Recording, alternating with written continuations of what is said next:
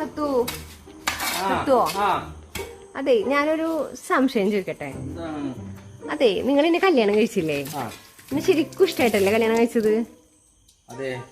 അത് എന്റെ സൗന്ദര്യം കണ്ടിട്ടാണോ, അതോ ഇനി എന്റെ സ്വത്ത് കണ്ടിട്ടാണോ, അതോ ഇനി എന്റെ ക്യാരക്ടർ കണ്ടിട്ടാണോ? എനിക്കറിയാനോ ഒരു ആകാംക്ഷ.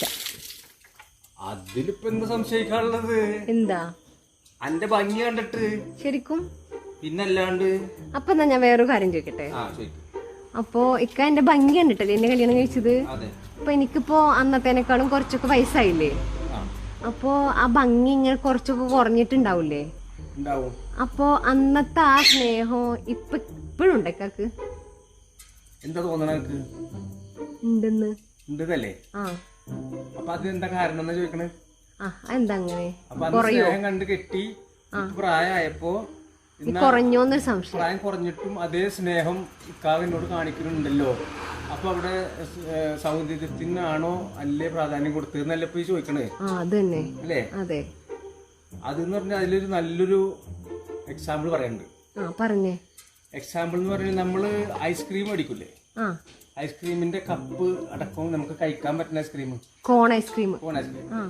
ഈ ഐസ്ക്രീം കഴിച്ചു കഴിഞ്ഞാൽ നമ്മൾ എന്തുകൊണ്ടാണ് ഈ കപ്പും കൂടി നമ്മൾ കഴിക്കുന്നത്?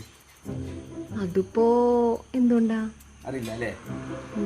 എന്ന് വെച്ചാല് ഈ ഐസ്ക്രീമിന്റെ ഒരു ഇത്തിരി അതിന്റെ ഒരു അംശം ഈ കപ്പിന്റെ ചുറ്റും ഇങ്ങനെ പറ്റിപ്പിടിച്ചിരിക്കണ്ടാവും. അപ്പോ നമ്മൾ അതുണ്ട് കഴിക്കുമ്പോ ആ ഒരു ടേസ്റ്റ് നമുക്ക് വരും.